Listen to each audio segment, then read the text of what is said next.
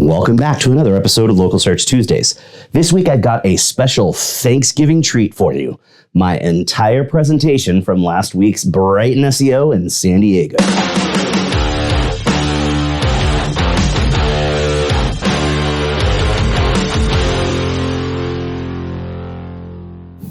If you've watched any of this series at all, you know I'm pretty much Brighton SEO's #1 fan.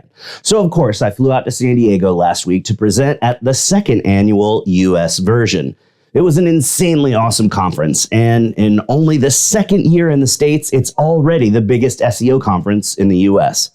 This time I talked about local link building tactics, and it was a sci-fi themed deck, so you definitely need to stick around for the whole episode so you can see it all. Kick back, grab a snack and a drink, and enjoy.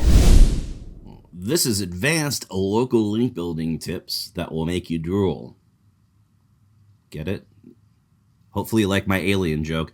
I am the Chief Operating Officer for Search Lab, which you probably already knew that, and you already know that I've got a video series because you're literally watching the video series right now. But in case it's your first time, every Tuesday I put out a video, and it's always going to be a quick tip or tactic for local SEO or presentation slides like this. And this is a fun picture of me speaking at MozCon a few years back.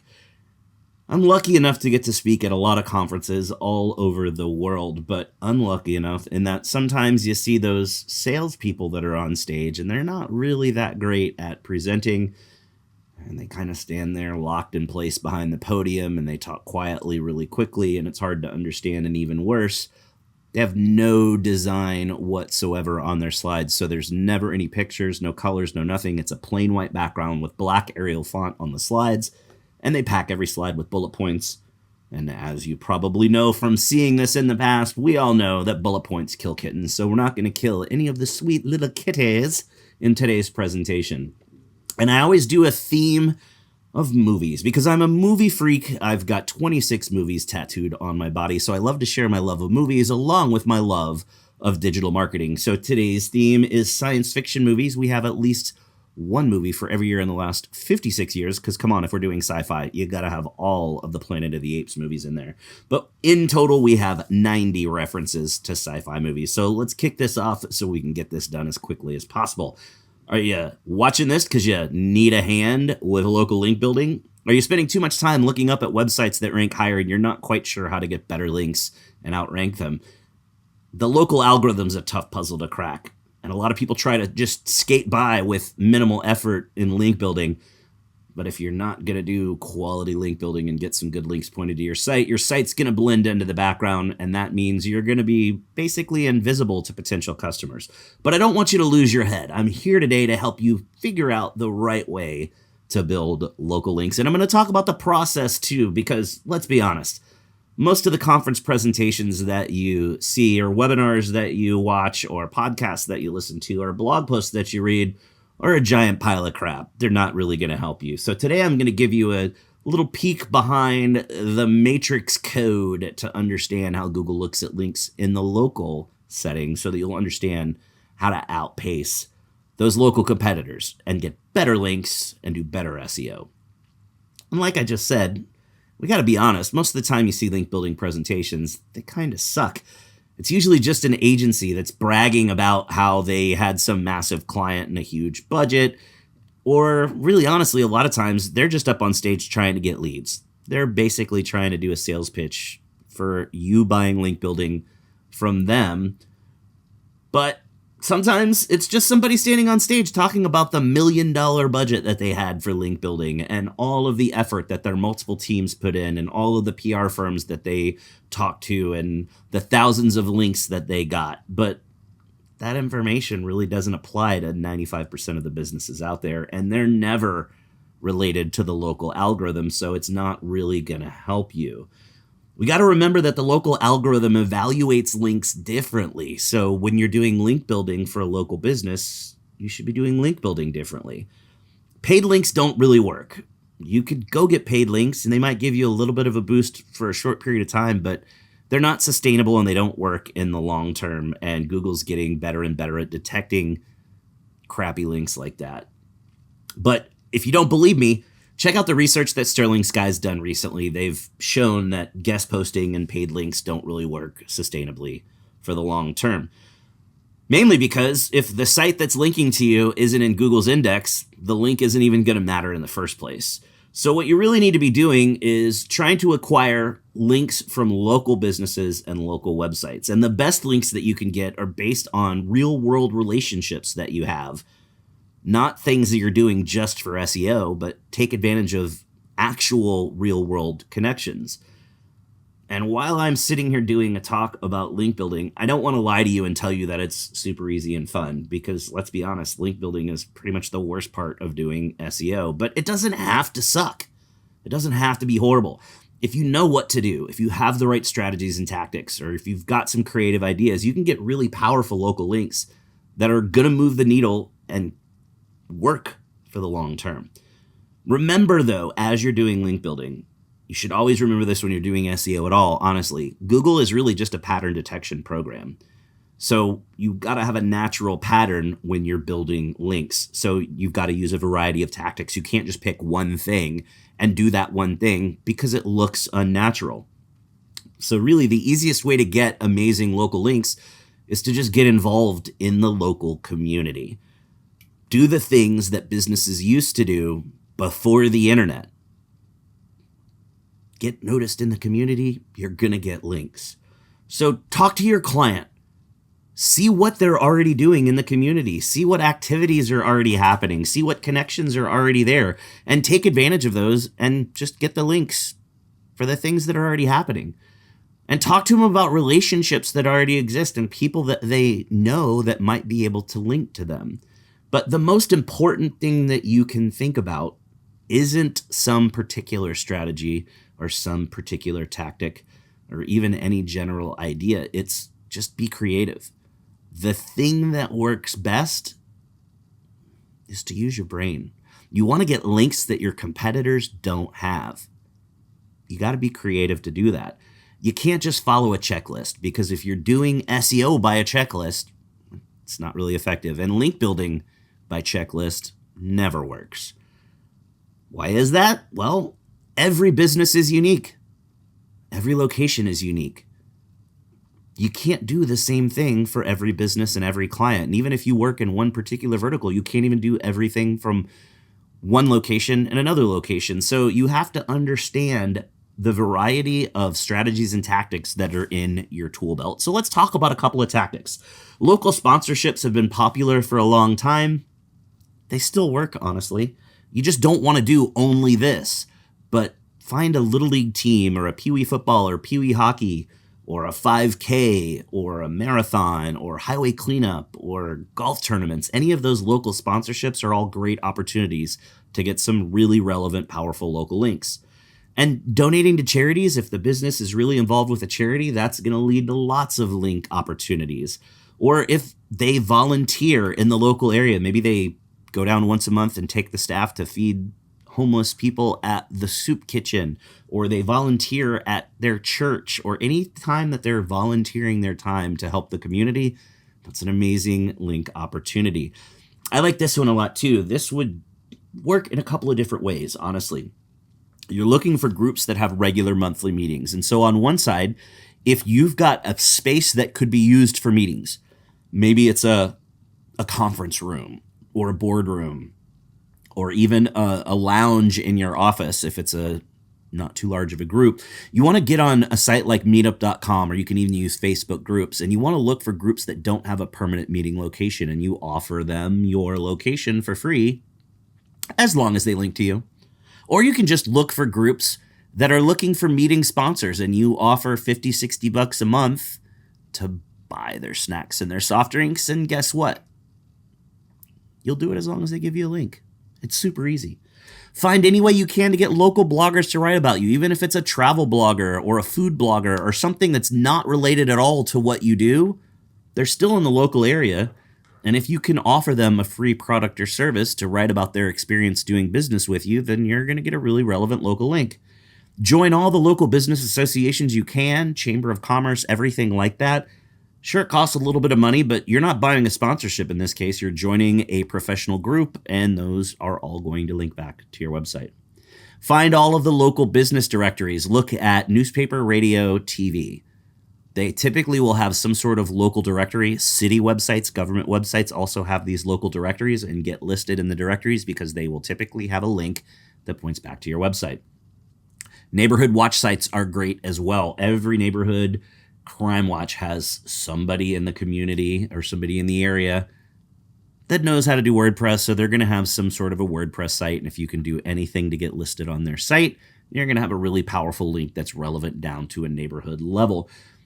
You can also use Google to do your work for you. Just come up with your seed list of opportunity types, throw in your city, and Google's going to spit out a list of amazing local link opportunities that you can go mine to get some awesome local links. And learn how to use search operators, because if you use search operators like in URL and look for words like sponsorships, sponsor us, or sponsors, it will filter that list down to even more exact results that are better opportunities. And localized blog content works really well here too. So if you do those local informational type posts where it's something like, hey, our team loves to go out and grab a burger every Friday. These are the 5 best burger restaurants in Dallas. Well, then great. Once those burger restaurants or bars are listed, then you can go do outreach to them and potentially get links back to your website because they were listed as one of the top spots in town. So do that outreach whenever you mention local businesses or local websites or local entities, because it's typically pretty easy to get them to link to you because you're singing their praises, telling everyone how amazing they are. But like I said, you got to be creative. The best thing to do is think outside the box. Don't just do the same stuff that I'm telling you. Be creative. Use those as a springboard to kind of think outside the box and think of other ways that you could connect with local businesses and websites and get links back to your site. For instance, if you're working with car dealerships or personal injury attorneys or doctors, child seat installation is great. You can go here to cert.safekids.org because it turns out most people don't know how to install their child seats correctly. And if you got in a wreck, then your kid could potentially get really hurt. So you sit through a 2-day course to learn how to safely install all different kinds of car seats. And then you just offer free local clinics to teach people how to do it, or you just offer to the community that anyone can come by with their car seat and you will safely install it for them. You can get listed on multiple local, state, and even sometimes national level safety websites for this. So it's a really killer tip. Doesn't work for every type of business, but anything where people might be bringing their kids or something related to cars, you could do it for an auto repair shop as well. Works really, really well. And you can also get listed in directories for certain ethnicities if the business is owned by someone of that ethnic group. Let's say you have a business and that business is owned by someone from Korea. There's going to be a list in your town of Korean-owned businesses. Boom, you can get on that list. Or maybe someone is British and there's a list of British-owned businesses. Not that a nationality is an ethnic group, but you get where I'm going. You can find these niche directories where it's an ethnic group or a nationality of that particular group-owned businesses. And if that applies to the business you're working with, boom, super easy to get a link from that group. Or if the owner is LGBTQIA+, there are LGBTQIA+ directories in every town. And it doesn't necessarily have to be business owned. There are also lists of businesses that are just LGBTQIA+ friendly. So look for that as well. Another really big one that I love a lot is finding out what the staff does in their free time. I'm not talking about having the business join local clubs or organizations. I'm talking about what does the staff do, especially the leadership staff, do in their free time? What are their hobbies? What are their passions? Maybe they're part of some local fishing club, or the owner of the business owns a Corvette and he's the president of the local car club, or someone's really involved with their church, or someone's got a kid on a club soccer team that travels around. Whatever it might be, if someone is involved in an organization outside of work hours, especially if they're in the leadership group of that organization, it's going to be exceedingly easy for you to get links back to that business. But tactics are only really half of the picture. That's what most people talk about in link building presentations and webinars and blog posts. But we really need to talk about the process as well, because I think a lot of people struggle with this. So you want to start with the research phase, where you're trying to find opportunities that you could potentially get links from.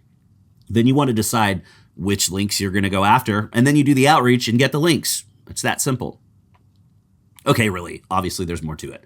But then you rinse and repeat. So at Search Lab, we do this on a quarterly basis, not meaning we do it Q1, Q2, Q3, Q4, but we run 3-month link building campaigns based on whenever it is that client starts with us. So we spend 8 to 10 weeks doing the research phase, where we're doing research, we're doing prospecting, we're compiling a list of opportunities where we can get links pointed back to our client's website. And then we finish the campaign with anywhere from 2 to 4 weeks of outreach, where we do the outreach, talk to the people, and actually get the links set up. And you're probably thinking, wait, that means you're not getting links every single month. And yeah, that's exactly what I'm saying. It's okay to do that. You don't have to get links every single month. As long as you're getting links, that's what matters. So it's really important to ask the right questions to your clients at the beginning of the relationship. Or, hey, do it in the middle of the relationship. Just ask the right questions at the beginning of your link building campaign. So I'm sharing our onboarding questionnaire here that's all about link building. You can download it and check it out. It's a Word document that will help you uncover low-hanging fruit from opportunities where the business is already doing things that you can just mine for link opportunities, or it will help you, it will help you kind of prioritize your link building strategies moving forward based on the specific vibe of that individual client. So the best part about it, though, it's really easy to do a bunch of cleanup, because link building takes time and we all hate it, but this really helps you find some super easy low-hanging fruit where you can get some links right off the bat, and sometimes it makes a pretty big impact. So it's really effective. And when you're doing your link analysis, it's better to use tools and not just go into Search Console. A lot of people still do that, and I don't really get it. But you want to have a link analysis tool like Ahrefs or SEMrush or Majestic or anything like that. But what's better is to use more than one tool, because all of these tools are just trying to approximate what Google's spiders do. It is not an infallible list of every site that links to you. Sometimes there can be up to a 15 to 20% variance between what each tool finds. So you're going to get a much more accurate list if you pull your link profile from multiple tools, drop it into a spreadsheet, and then deduplicate that list. That's the best way to do it. But when you're doing your analysis, don't get hung up on how many links there are, because there's diminishing return in getting more than one link from the same URL. Instead, you should pay attention to the number of unique linking domains. So how many unique websites are linking to you? So pull your links, check those domains, and then pull the links for your competitors, and then look for opportunities where they have links and you don't. And I'm not saying that's all you need to do, because you've got to have unique links to win. Like I said at the beginning, you want links your competitors don't have. But kind of copying what your competitors are doing is a great place to start, because those links are typically really easy to acquire, because if a business is already linking to your competitor, there's clearly a reason for them to do that. They would have the same reason to link to you. But more importantly, you're now going to devalue that link for your competitor, because if you don't have the link and they do, it helps them. But if you also have a link from the same website, then now you all kind of look the same, and there's really no additional value for that competitor anymore. So as you're doing your research, you want to create a spreadsheet and put all of the opportunities that you find into this spreadsheet. And you want to list out all of the details that you can find about each opportunity. So what the source site is that's going to link to you. What is the cost? Does it cost money? Does it cost time? Is it quote unquote free because you can get the link without having to do anything? What's the time frame? Can you get the link immediately, or is this for an event that doesn't happen for 6 months? Or is this a site that once you get the link, because it's the sponsorship, it's only going to exist for 12 months and then they're going to refresh it for next year's event? You lose that link. And you even want to dig up the contact info for the person that you would need to talk to actually get the link. And yes, I'm telling you to find out who to talk to before you do any outreach. Because I don't know if you've done much link building, but it's never the first person you talk to. You're going to talk to Jim, who then says talk to Amy, who then says talk to Steve, and Steve says talk to Karen, and Karen says talk to Kyle. And finally, you realize that you need to talk to Mark to get that link. So you want to dig that information up first. It's also important to think about the target page on your site. What page will you be linking to from that particular site? There might be a reason that that site's linking to you, and they would have to link to a certain page, or you may be able to dictate in some cases. If you've got a free link, a link that you can get right now without any additional effort, maybe it's broken link building and you can get a link pointed to your site because you already have content that fits that hole, then grab them. You don't want to wait too long and miss the opportunity. So links that you can do right now without any effort or money, you want to grab them as you go. Otherwise, compile your list. And at the end of that research phase, you decide which links you're going to actually go and acquire. If you need to get approval, either from your client or if you're in-house from your boss, show them a spreadsheet, explain each opportunity and the merits of each opportunity, and then let them decide, because typically there's an extra budget involved of time, content creation, whatever that might be, and they're going to have to decide. But then it's time for your outreach phase. And when you're doing outreach and trying to acquire a link, it's always better to use the phone. You're always going to get better results if you're calling the person you need to call. And keep it simple. They don't understand SEO. You don't want to mention the link right off the bat because you'll turn them off and you're going to lose the opportunity. You're not really going to be talking to web savvy people. Sometimes they can barely turn on a computer. So you need to focus on the relationship and the value that you're going to give them that is in addition to what they already have on their site. Why will their site be better for their audience if they link to you? That's how you sell the link. And if you are going to send an email, you got to make sure it's personalized and that it's simple. Again, people aren't going to understand it. And that doesn't mean go look them up on LinkedIn and add one quick little thing like all of the link building outreach people are doing to you. You have to actually have that relationship in place already. And you don't want to send the same generic email to everybody. It needs to be personalized and really, really sell them on the value that they're going to get out of linking to you. And also, it's helpful to think outside the box and study link profiles for businesses that are similar to yours but in other cities. Not because you're competing against them, but remember, you want to come up with unique links your competitors don't have, so you need to think outside of the box and look elsewhere. And you can even be more outside the box and look at businesses in completely different verticals because, again, you're just looking for patterns and unique things that you can do that they may not have ever considered in your own area, because if everyone's looking in the same little incestuous competitive bubble, nobody's going to come up with anything unique. So if you want some help with link building, I have a badass link building worksheet that has all kinds of amazing stuff in it that you can download at the link right there. You'll need your business's link export from last month and your link export from this month and one competitor's link profile for this month. You drop them into the spreadsheet, click the button, and boom, it automatically displays graphs based on link authority so you can compare yourself to your competitors. It will show you link gap opportunities where your competitors have links and you don't have links. It will also show you any links that you may have lost since the previous month. In case maybe those links disappeared, you can go check. And it also gives you a link info worksheet to log all of the information. We just talked about logging as you're doing your research. So it'll be incredibly helpful. But for now, we're out of time. Thank you so much for sitting through that fire hose. I hope it did not explode your brain. And for those of you who haven't seen Scanners, the guy's brain literally explodes. But the truth is out there about how to be successful with local link building. Hopefully I've given you the key to success and you'll be able to break out of your shell and do even better link building in the future. So all of your client sites or your own site will be able to live long and prosper. That was advanced local link building tips that will make you drool. There's my email address. If you have any questions, pop them over. I'm happy to answer them. Or if you'd like a copy of the slides, I'll send them over. And as always, there's a list of all the movies by order of release date at the end of the slides. Good stuff, right? That's definitely all the time we have left for this week's episode, so you know what that means. Put your hand on the screen right here. We totally just high-fived because you learned something awesome. Thanks for watching, and we'll see you again next week for another episode of Local Search Tuesdays.